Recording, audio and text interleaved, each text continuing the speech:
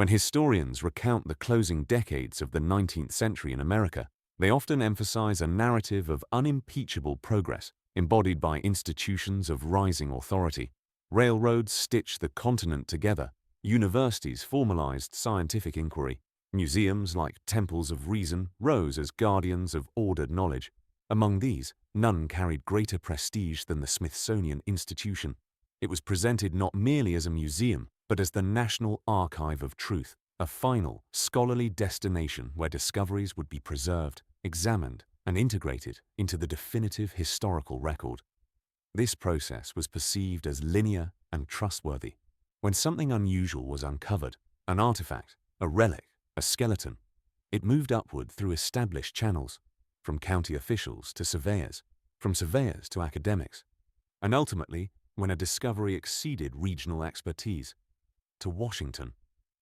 The Smithsonian, founded with the explicit mandate of increasing and diffusing knowledge, stood as the apex of this system. Public trust was absolute, reinforced by the consistent language of the press. When discoveries were described as extraordinary, readers were reassured by a familiar, potent phrase. The remains were sent to the Smithsonian for examination. That sentence carried the weight of resolution. It implied that whatever questions existed would be answered by experts. Whatever uncertainty surrounded the find would be clarified, catalogued, and explained under the bright light of science.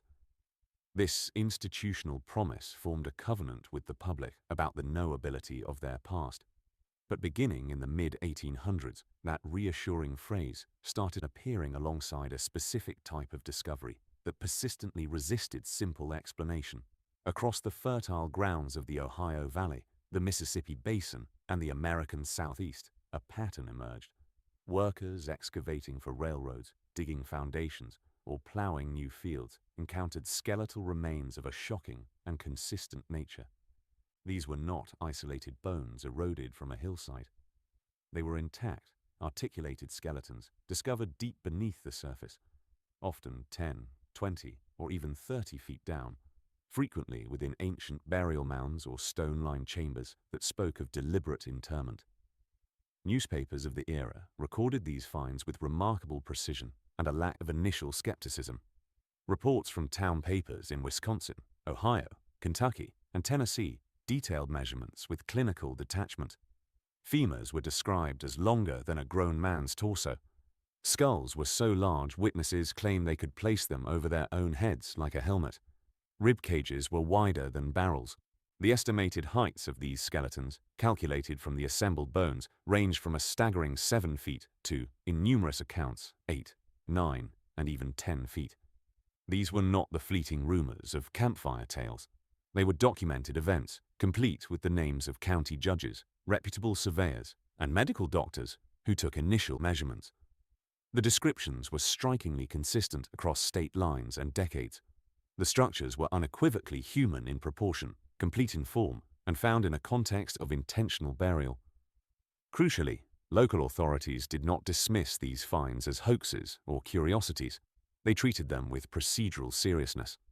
The established system swung into action. After initial examination and witnessing, the skeletons were carefully removed, often in the presence of crowds. They were then packaged with care and shipped via rail to federal institutions for further study, most frequently to the Smithsonian Institution in Washington, D.C. The system was functioning precisely as designed. The Smithsonian was not a passive recipient in this process. Internal correspondence and annual reports from the period confirm that the institution actively solicited skeletal and archaeological material from across the expanding nation. Field agents were dispatched. Surveyors and army officers were instructed to forward remains deemed unusual or significant. Departments of comparative anatomy and ethnology, led by figures like John Wesley Powell and Alice Hrdlicka, were dedicated to categorizing human variation. From an institutional perspective, oversized skeletons were not an inconvenience. They were data, potentially valuable data that could illuminate human pathology, population history, or ancient burial customs. Early institutional logs reflect this engagement, albeit in guarded language. Phrases such as abnormally large human remains and specimens of unusual stature appear in accession ledgers. Specific entries note shipments received from particular counties, sometimes accompanied by the original newspaper clippings describing the finds. The language is restrained and technical, but it confirms a critical, undisputed point. These anomalous bones crossed the threshold and entered the federal repository. This moment of entry is where the documented narrative begins to diverge sharply from public expectation. In the field and in the newspapers, the evidence was explicit, numerical, and visceral. Yet, once the remains reached institutional custody, a subtle but profound transformation occurred. The specific numbers, the 8 feet, the 9 feet, began to fade from the official record. Reports that might have been expected to provide detailed anatomical analysis instead summarized findings in vague, minimizing terms. Descriptions replaced inch-by-inch measurements with qualitative words like large or robust. Illustrations, when they existed, omitted scale references. The dramatic particularity of the discovery was filtered into a bland institutional vocabulary. This shift was not a singular event, but a repeatable pattern. The process seemed to follow a track.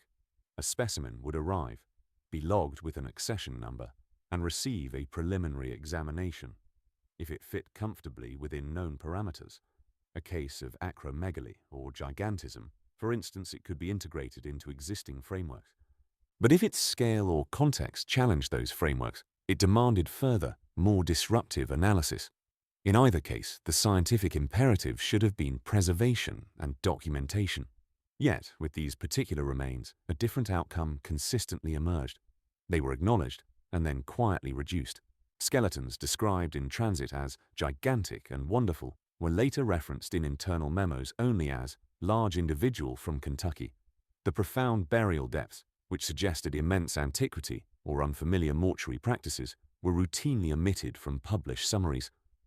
The grave goods, carved stones, copper ornaments, mica sheets, that sometimes accompanied them, were decoupled from the skeletal remains and catalogued separately, stripping the find of its cultural context. The public, of course, saw none of this internal minutiae. The Smithsonian's silence was interpreted as resolution. If no dramatic announcement followed a shipment, the assumption was that experts had found a mundane explanation. The absence of spectacle implied normalcy, but within the institution a different story was accumulating. Curators and anatomists were faced with a growing inventory of similar reports and specimens. The proportions of the skeletons were consistently human, not monstrous. The burial contexts were intentional and often sophisticated. The geographical spread was vast, from the Great Lakes to the Gulf Coast, yet the institutional response was to treat each case in isolation, as a separate puzzle to be solved or explained away, never synthesizing the data to ask if a broader pattern was being witnessed. More telling than the soft peddling of language was the eventual fate of the physical remains themselves. Museums are fundamentally engines of preservation. Specimens are retained precisely because they are unusual.